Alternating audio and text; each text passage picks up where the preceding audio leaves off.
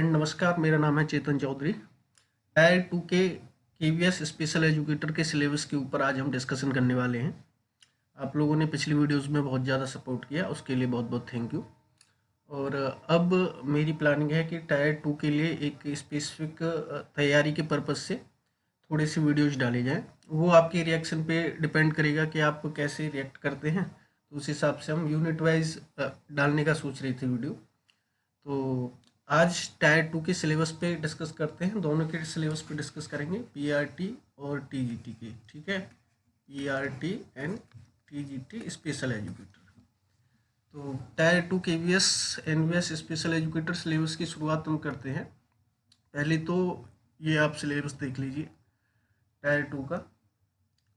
ये मैंने हिंदी में इसलिए कर दिया, आप अगर ऑफिशियल साइट से लेंगे सिलेबस को तो वो इंग्लिश में है। काफ़ी बच्चों को परेशानी होती है इंग्लिश में सिलेबस को समझने में, तो मैंने और अच्छे से समझने के लिए ये पूरी पीडीएफ को ट्रांसलेट कर दिया है जैसे कि तैसे, और आप इसको और अच्छे से हिंदी में समझ सकते हैं।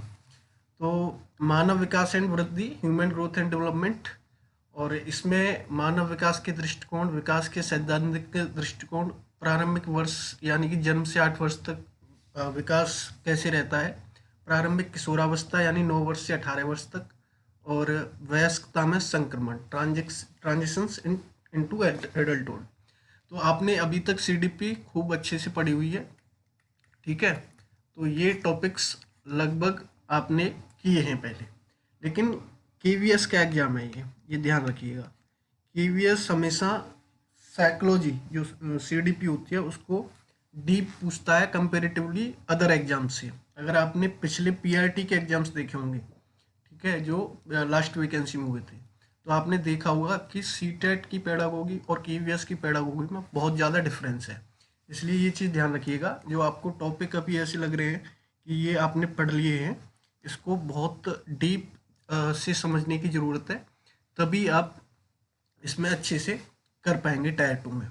ठीक है, आपको पता ही है कि टायर 2 में 10x लेने हैं, तो 10x में तो आना लगभग ईजी है ही, लेकिन उसके बाद आपको 3x में जाना है, यानी कि इंटरव्यू के लिए जाना है। तो इसके लिए आपकी जो तैयारी है सीडीपी में अच्छी हो जानी चाहिए। हालांकि स्पेशल एजुकेशन का पार्ट इसमें बहुत ही ज़्यादा इसमें महत्वपूर्ण होने वाला है, और स्पेशल एजुकेशन के पार्ट के लिए ही मैं डिसेबिलिटी स्पेसिफिक वीडियोस डालने वाला हूँ।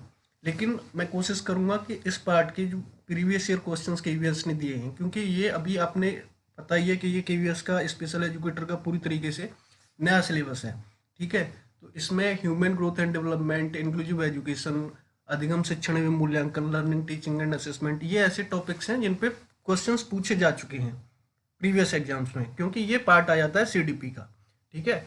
तो हम जनरल सीडीपी से और स्पेशल सीडीपी तक, ठीक है, यानी कि विशेष बच्चे का विकास कैसा होता है, ह्यूमन ग्रोथ एंड डेवलपमेंट कैसा होता है, और जनरल बच्चे का विकास कैसा होता है, और इंक्लूसिव पर्सपेक्टिव में यानी कि समावेशी एक पद्धति में उसको समझने की कोशिश करेंगे आगे की वीडियोज में। आगे अगर हम चलें तो ये जो है ये टीजीटी का, आप ये ध्यान रखिएगा, टीजीटी स्पेशल एजुकेटर का, इसीलिए आप ये टॉपिक हाईलाइट करके देख रहे होंगे। प्रारंभिक किशोरावस्था 9 से 18 वर्ष तक और वयस्कता में संक्रमण यहाँ हाईलाइट करके दिया हुआ है ह्यूमन ग्रोथ एंड डेवलपमेंट। दूसरा आपका अधिगम शिक्षण एवं मूल्यांकन, लर्निंग टीचिंग एंड असेसमेंट, यहाँ पे मैंने थोड़ा ये एलोबरेट करके लिखा हुआ है। पहला पार्ट है आपका ग्रोथ एंड डेवलपमेंट का, ठीक है। दूसरा पार्ट है, ये आप ये समझिए कि 4 पार्ट्स में है, ठीक है, 1 2 3 4 पार्ट में है, जिसमें 3 पार्ट आपके पेडागोगी के हैं, ठीक है। पेडागोगी सीडीपी कुछ भी कहिए तो उसके हैं, ठीक है, जिसमें ग्रोथ एंड डेवलपमेंट पहला पार्ट, दूसरा part learning teaching and assessment, तीसरा पार्ट पेडागोगी ऑफ टीचिंग। इसमें से आपको टीचिंग की 2 सब्जेक्ट चुनने हैं, ठीक है। आपने जब सेकंड लेवल का सीटेट दिया होगा तो सेम यही किया होगा, ठीक है। टीचिंग के 2 सब्जेक्ट यानी कि साइंस मैथ, इन 2 को चुन लीजिए, या फिर एसएसटी हिंदी, इन 2 को चुन लीजिए, या इंग्लिश हिंदी ऐसे चुन लीजिए, यानी कि किसी भी 2 सब्जेक्ट को आपको चुनना है, उसके हिसाब से पेपर को करना है। जैसे सेम सीटेट का सेकंड लेवल का किया था वैसे ही यहाँ पे करना है, ठीक है। चौथा जो पार्ट है वो डिसेबिलिटी स्पेशलाइजेशन का है। डिसेबिलिटी स्पेशलाइजेशन मीन्स कि आपने जो आरसीआई रजिस्ट्रेशन है आपका, आपने जिस स्ट्रीम में ये किया है, चाहे वो आईडी से हो, एचआई से हो, वीआई से हो, एमडी से हो, या फिर किसी भी डिसेबिलिटी स्पेशलाइजेशन से हो, उससे क्वेश्चन आने वाले हैं। टोटल जो रहने वाला है आपका टायर 2 वो 70 क्वेश्चंस का रहने वाला है, जिसमें एमसीक्यूज होंगे आपके 60 और डेस्क्रिप्टिव क्वेश्चंस होंगे आपके 10। ठीक है, एमसीक्यू 60 और डेस्क्रिप्टिव 10। यहाँ ये ध्यान रखने वाली बात है, डेस्क्रिप्टिव 10 दिख रहे हैं, ये एक क्वेश्चन आपका 4 नंबर का रहेगा। तो ये 40 नंबर का ये हो गया और 60 नंबर का ये हो गया। 100 नंबर का ये पेपर 100 ये 70 क्वेश्चन आएंगे और 100 नंबर का ये पेपर आएगा। ठीक है, तो ये आपका टीईटी स्पेशल एजुकेटर का डिटेल सिलेबस आपको ये वाला जो है, ये आपके हमारे जो टेलीग्राम चैनल है, आप बहुत अच्छे से उससे इंटरेक्ट कर रहे हैं, तो आप उससे ले सकते हैं। ठीक है, और अगर ये डिटेल्स यहाँ पे जो मैंने लिखा हुआ है ये आपको यहाँ पे पढ़ना है तो ये पीडीएफ से पढ़ सकते हैं। ठीक है, अधिगम शिक्षण एवं मूल्यांकन, लर्निंग टीचिंग एंड असेसमेंट और शिक्षण की पद्धतियाँ, पेडागोगी ऑफ टीचिंग। ठीक है, ये जैसे मैंने बताया अभी कि आपको 2 टीचिंग सब्जेक्ट्स चुनने हैं, और यहाँ पे देखिए 2 टीचिंग सब्जेक्ट जो चुनने हैं, ऐसा नहीं कि आपको पूरी तरीके से सीटेट वाली पेडागोगी फॉलो करनी है। ठीक है, यहाँ पे देखिए आप विज्ञान शिक्षण की पद्धति, यहाँ पे ये लिखा हुआ है विज्ञान शिक्षण की पद्धति, और यहाँ पे अगर नीचे देखेंगे तो दिव्यांग बच्चों के संदर्भ में विज्ञान शिक्षण हेतु अधिगम संसाधन। ठीक है, learning resources in the context of special child. ठीक है, तो ये ध्यान रखना है आपको कि जब आप जनरल सीडीपी भी पढ़ रहे हैं, चाहे आप कहीं से भी तैयारी करें, चाहे मेरे साथ जुड़ के करें या कहीं से भी पढ़ रहे हैं, तो ऐसा ना हो कि जो भी आपको पढ़ा रहे हैं वो केवल जनरल सीडीपी के संदर्भ में पढ़ा रहे हैं। आपको कॉन्टेक्स्ट लेना है सीडब्ल्यूएसएन बच्चे का। ठीक है, ये हर सब्जेक्ट टीचिंग में है। आप अगर देखेंगे, आगे देखेंगे, गणित अधिगम हेतु मूल्यांकन एवं पर दिव्यांग विद्यार्थियों हेतु शिक्षण अधिगम संसाधन, टीएलएम रिसोर्सेज। ठीक है, और सामाजिक विज्ञान में देखेंगे तो दिव्यांग विद्यार्थियों हेतु सामाजिक विज्ञान के शिक्षण अधिगम संसाधन। ठीक है, अब दिव्यांग विद्यार्थियों से मतलब जो है कि जैसे आईडी वाला स्टूडेंट है तो उसके लिए तो जो टीएलएम होगा वो टीचर ही डिसाइड करता है, जो करिकुलम होगा वो टीचर ही डिसाइड करता है। लेकिन जो बच्चा लोकोमोटर डिसेबिलिटी वाला है वो भी तो दिव्यांग है, तो उसको पढ़ाने के लिए और उसके जो इन्वायरमेंट है उसको अडेप्ट करने के लिए उसमें क्या क्या आप नई टेक्निक्स अपना सकते हैं, ऐसे क्वेश्चंस आपको लिए जाएंगे सामाजिक विज्ञान शिक्षण से। ठीक है, हम उनके एग्जाम्पल्स भी देखेंगे आगे के वीडियोज में। हिंदी शिक्षण की पद्धति, पेडागोगी ऑफ टीचिंग हिंदी, इसके 4 टॉपिक है। 4 टॉपिक आप ऑफिशियल जो पीडीएफ है उससे देख सकते हैं, वो भी मैं डाल दूंगा ऑफिशियल वाली, और ये भी मैं डाल दूंगा क्योंकि ये मैंने हिंदी में कन्वर्ट की हुई है। ठीक है, अंग्रेजी शिक्षण की पद्धति, पेडागोगी ऑफ टीचिंग इंग्लिश, इसमें अंग्रेजी भाषा एवं साहित्य की प्रकृति, भाषा शिक्षण के सिद्धांत, ये सारे टॉपिक इंग्लिश में, हिंदी में मैंने कन्वर्ट किए हैं। इसको आप अच्छे से और अच्छे से, जो अंग्रेजी को चुनने वाले बच्चे हैं वो और अच्छे से इंग्लिश में ही पढ़ेंगे। ठीक है, चौथा जो है दिव्यांगता विशेषीकरण, डिसेबिलिटी स्पेशलाइजेशन, तो आरसीआई पंजीकरण यानी आरसीआई लाइसेंस के अनुसार आपको किसी एक का चयन करना है। इसमें AHD, hearing impairment, intellectual disability, multiple disability, SLD और विजुअल इम्पेयरमेंट। ठीक है, इन डिसेबिलिटीज से आपको चयन करना है कि आप कौन सी डिसेबिलिटी को चयन करते हैं, और उससे रिलेटेड आपके पूरे जो एग्जाम में उसके क्वेश्चंस नहीं आने वाले हैं, ये आने वाले हैं आपके केवल पार्ट 4 जो होने वाला है एग्जाम का, उसका डिसेबिलिटी स्पेशलाइजेशन का। मॉक टेस्ट मैं डालूंगा टेलीग्राम चैनल पे, उस टाइम पे आप देख सकते हैं कैसा पैटर्न रहेगा। ठीक है, मैं कोशिश करूंगा, लेकिन मैंने फिर भी कहा है कि आपका रिएक्शन कैसा रहेगा इन वीडियोस पे, वो डिसाइड करेगा कि आगे हम इसको कंटिन्यू करते हैं या नहीं, क्योंकि जैसा आपका रिएक्शन रहेगा उस हिसाब से ही चीज़ें चलेंगी। ठीक है, दिव्यांगता की पहचान एवं आवश्यकता आकलन, यहाँ पे बहुत बच्चों को कन्फ्यूजन हो रहा है और वो ये भी घबरा रहे हैं कि हमने जो भी चीज़ें पढ़ी हुई हैं वो एक स्पेसिफिक कॉन्टेक्स्ट में पढ़ी हुई हैं। लेकिन आप ये ध्यान रखिएगा, जब हम सारा एक ओवरऑल देखेंगे ना, तो टॉपिक्स आपको डिसेबिलिटी स्पेशलाइजेशन में भी वो मिलेंगे जो आपने हर डिसेबिलिटी में पढ़े हुए हैं। तो ऐसे घबराने की भी ज़रूरत नहीं है कि ऑटिज्म का हमने मतलब की तो है डीएड, लेकिन इतना डीप नहीं पढ़ा है, ऐसे भी बच्चे हैं। तो आपको लगभग सभी डिसेबिलिटी से क्वेश्चन देखने को मिल सकते हैं, जैसे दिव्यांगता की पहचान एवं आवश्यक आकलन। ठीक है, तो यहाँ पे डिसेबिलिटी स्पेशलाइजेशन से अगर क्वेश्चन आएगा, आपने एएचडी लिया या आईडीडी लिया, मान लीजिए आईडीडी के कॉन्सेप्ट, डेफिनेशन, कारण, कॉजेज, प्रकार, टाइप्स एवं कोऑर्डिनेशन स्टेजेस वो जो होंगी वो आएंगे। ठीक है, विशेषता एवं अधिगम विशेषताएं। ठीक है, स्पेशल नीड्स एवं लर्निंग नीड्स ये आनी है। स्क्रीनिंग टूल्स एवं पहचान की प्रक्रिया, यानी आपने आईडीडी से अगर किया हुआ है तो आईडीडी एक दिव्यांग बच्चे का जो कि बौद्धिक रूप से अक्षम है उसको पहचान करने के लिए आपने कौन से स्क्रीनिंग टूल्स का यूज किया। आप इसी चैनल पे कुछ वीडियोस देख सकते हैं जो पुराने डाले हुए हैं, उस पर मैंने स्क्रीनिंग टूल्स का जिक्र किया हुआ है, ठीक है। तो आप देख सकते हैं उसमें एमडीपीएस है और तमाम जो स्क्रीनिंग टूल्स हैं उनका जिक्र है, और वो केवल एक डिसेबिलिटी स्पेसिफिक नहीं है, वो सारी डिसेबिलिटी स्पेसिफिक है। वो हालांकि वीडियो बहुत शॉर्ट है लेकिन आपको समझ में अच्छे से आ जाएगी, ठीक है। दिव्यांगता का आकलन यानी assessment of disability, evaluation of disability, आकलन के क्षेत्र उपकरण कौन कौन से होते हैं जो इवेल्यूएट करते हैं आप दिव्यांगता को। विभेदक निदान एवं दिव्यांगता प्रमाणन यानी डिसेबिलिटी सर्टिफिकेशन जो होता है बच्चे का, वो किन किन स्टेज से होकर गुजरता है। आप जानते हैं कि यूडीआईडी कार्ड तक पहुंचने के लिए पहले बच्चे का प्रमाणन जरूरी है, ठीक है, उसका रजिस्ट्रेशन जरूरी है, फिर उसको आप जिला स्तर पर पहले उसको सर्टिफाई करवाते हैं, फिर उसके बाद उसका यूडीआईडी सर्टिफिकेट के लिए अप्लाई करते हैं, तब यूडीआईडी सर्टिफिकेट बन के आता है। तो ये सारी चीज़ें हम जब डिटेल में पढ़ते हैं तो हम समझते हैं कि दिव्यांगता प्रमाणन यानी डिसेबिलिटी सर्टिफिकेशन कैसे होता है। पाठ्यक्रम विकास, अनुकूलन एवं मूल्यांकन। तो पाठ्यक्रम विकास की हम बात करें, पाठ्यक्रम विकास कहते हैं करिकुलम डेवलपमेंट को, अनुकूलन कहते हैं अडेप्टेशन को, मूल्यांकन कहते हैं असेसमेंट को, ठीक है। इंग्लिश मैंने बताई है, आप उसमें और भी देख सकते हैं पीडीएफ में। तो पाठ्यक्रम विकास यानी कि करिकुलम डेवलपमेंट, आप जानते हैं कि बच्चे की जो भी डिसेबिलिटी है जैसी उसकी नीड्स हैं, नीड्स कहते हैं कि जो भी डिसेबिलिटी कंडीशंस हैं, यानी कि मान लीजिए कोई बच्चा जिसका आईक्यू लेवल 50 से 60 के बीच में है, तो उसकी नीड्स जो बच्चा सीवियर कंडीशन से ग्रस्त है डिसेबिलिटी में उससे कम होंगी, ठीक है। यानी कि सीवियर वाले की, जिसको सीवियर डिसेबिलिटी है उसकी ज़्यादा होंगी, तो उसकी नीड्स जो है ज़्यादा है, तो उसके लिए पाठ्यक्रम विकास कैसा होना चाहिए, ठीक है, ज़्यादा इजी से इजी होना चाहिए उसके लिए करिकुलम डेवलपमेंट। तो ये आप कैसे करेंगे, उसके सिद्धांत क्या हैं, कॉन्सेप्ट क्या हैं, संकल्पनाएं क्या हैं, ठीक है। पाठ्यक्रम के प्रकार एवं लेन देन ट्रांजैक्शन कैसे होता है, व्यक्तिगत आवश्यकताओं के अनुसार पाठ्यक्रम अनुकूलन, जैसे मैंने बताया आपको इंडिविजुअल डिफरेंस होते हैं, तो व्यक्तिगत आवश्यकताओं की पूर्ति करना ही स्पेशल एजुकेशन का एक मुख्य दायित्व होता है, ठीक है ना। आप एक कॉमन पाठ्यक्रम नहीं बना सकते, करिकुलम नहीं बना सकते, प्रत्येक बच्चे की आवश्यकता के अनुसार आपको पाठ्यक्रम बनाना पड़ता है, ठीक है।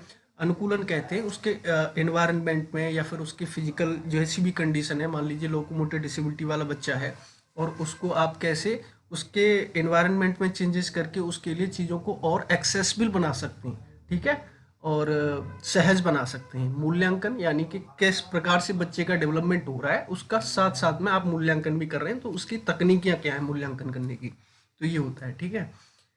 विभिन्न परिवेशों में अनुकूलन, जैसे मैंने बताया डिफरेंट एनवायरनमेंट्स में आप कैसे अडेप्टेशन करते हैं।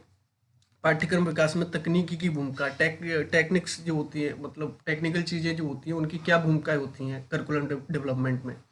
उपयुक्त शिक्षण अधिगम संसाधनों का विकास, टीएलएम का आपको खुद ही डेवलपमेंट करना पड़ता है एक बच्चे की नीड्स के अकॉर्डिंग, तो वो आप कैसे करेंगे, इससे क्वेश्चंस भी आ सकते हैं।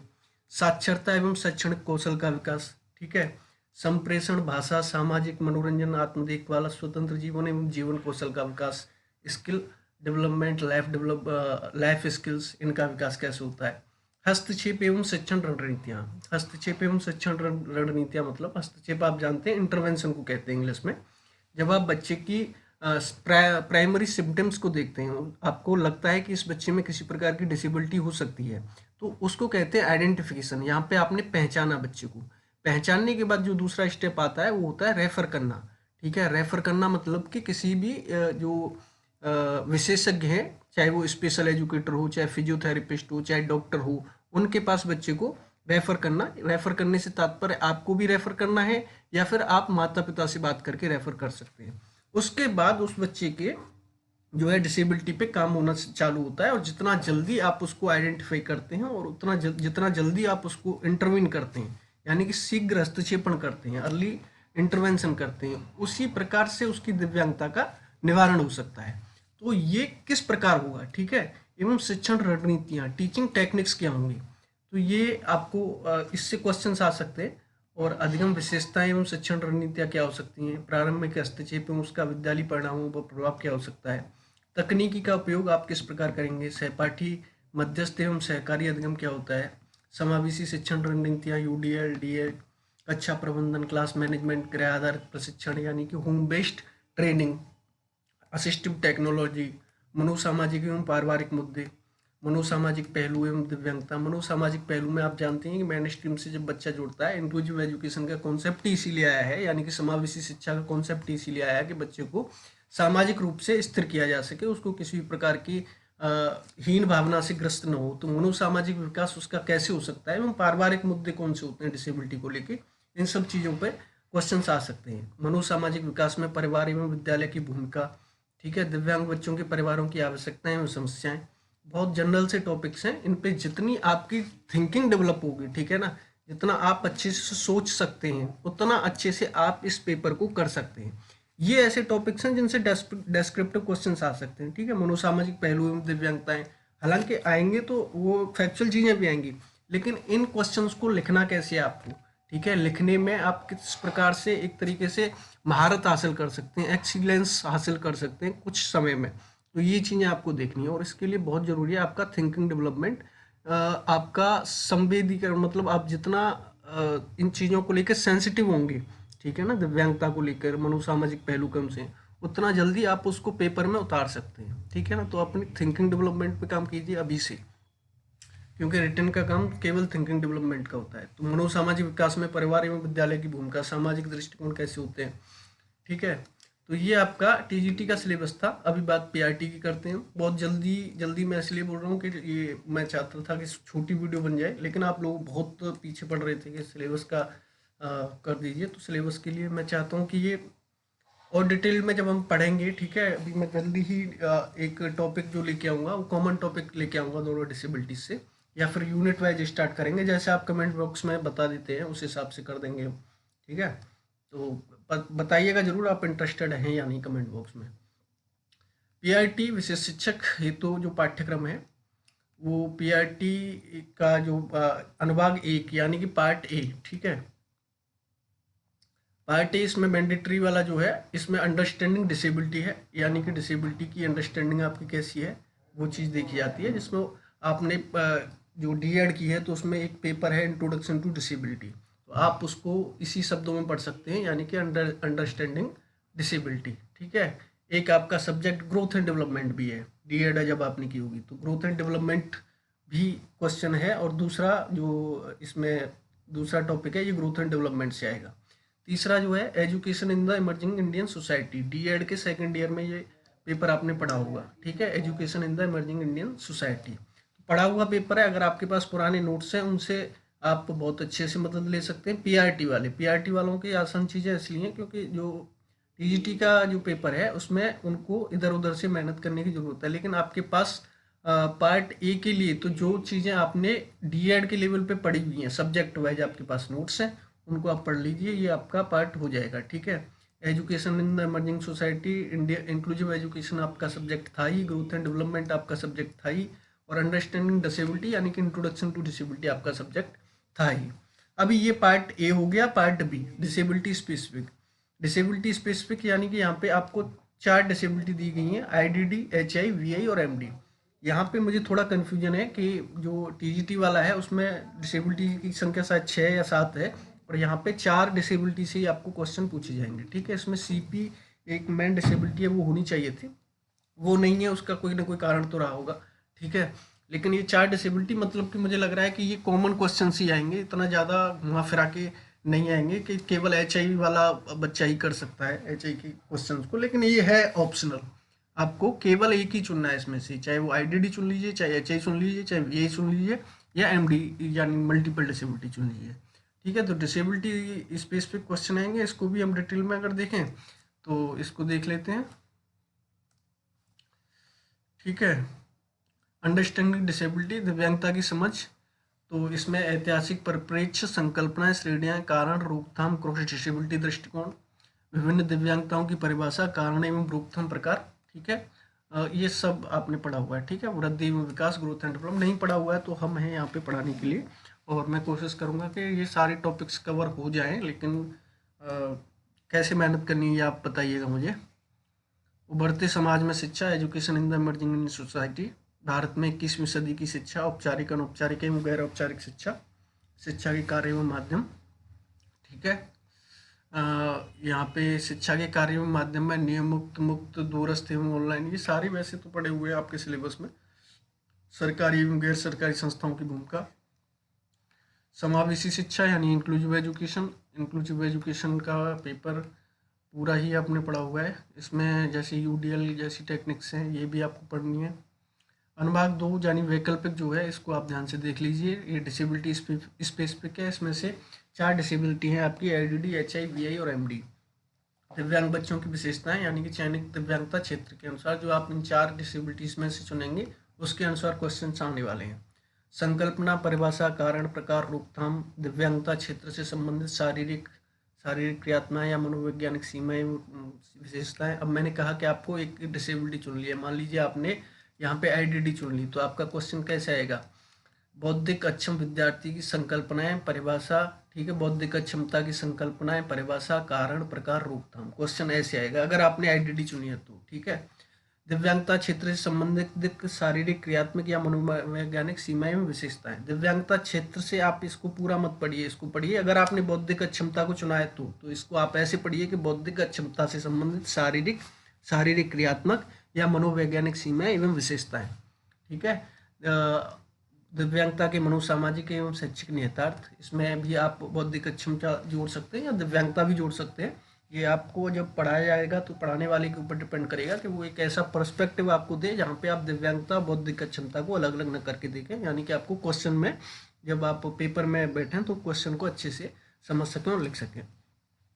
प्रारंभिक पहचान, स्क्रीनिंग एवं आकलन, शिक्षा पाठ्यक्रम विकास एवं अनुकूलन, ठीक है। तो ये भी चयनित दिव्यांगता क्षेत्र के अनुसार होगा, ठीक है। यानी कि दिव्यांग बच्चों में उनकी अधिगम आवश्यकताओं का आकलन, यहाँ पे बौद्धिक अक्षम बच्चों में उनकी अधिगम आवश्यकताओं का आकलन, यानी या फिर हियरिंग इम्पेयरमेंट बच्चों एवं उनकी अधिगम आवश्यकताओं का आकलन चयनित दिव्यांगता क्षेत्र के अनुसार, ठीक है। दिव्यांगता विशिष्ट हस्तक्षेप, यानी कि एचआई वाले के लिए आप क्या इंटरव्यून करेंगे, और यानी कि एचआई वाला अगर किसी ने एचआई चुना है तो क्या इंटरव्यून करेंगे, किसी ने आईडी चुना है तो क्या इंटरव्यून करेंगे, इस हिसाब से आएंगे क्वेश्चन। चयनित दिव्यांगता क्षेत्र के अनुसार, ठीक है, विभिन्न विषयों का शिक्षण। चयनित दिव्यांगता क्षेत्र के अनुसार जो है आपके क्वेश्चन कैसे होंगे? साक्षरता, आधारभूत शैक्षणिक कौशल का विकास, संप्रेषण, भाषा, सामाजिक मनोरंजन, आत्म देखभाल एवं स्वतंत्र जीवन कौशल का विकास, ठीक है। तो दिव्यांगता विद्यार्थियों ईवीएस शिक्षण, ठीक है।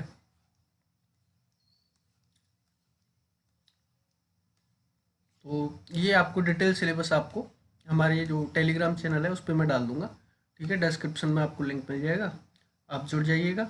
और इसमें अगर सब्जेक्ट की हम बात करें तो सब्जेक्ट वाला पार्ट जो है अंक गणितीय कौशल का विकास यहाँ पे है, ठीक है। अधिगम शिक्षण में मूल्यांकन की विधियाँ एवं रणनीतियाँ, भाषा शिक्षण का विकास, ठीक है, और ईवीएस शिक्षण, गणित शिक्षण, ये दिव्यांग विद्यार्थियों के अनुसार है। तो आपका जो आपको करिकुलम बनाना है वो दिव्यांग विद्यार्थियों के अनुसार बनाना है, और अगर मैं पढ़ाऊँगा तो मुझे भी जो आपका करिकुलम बनाना है वो भी आपके अनुसार बनाना है, यानी कि आप कैसे पढ़ा सकते हैं, कैसे क्वेश्चन आ सकते हैं इसमें, ठीक है। तो ये था आपका सिलेबस, और best of luck for tyre 2। बहुत जल्दी डेट्स आने वाली हैं, और मेरी कोशिश है कि ये आपको ज़्यादा से ज़्यादा कवर करा दिया जाए, ठीक है। मिलते हैं नेक्स्ट वीडियो में, नमस्कार।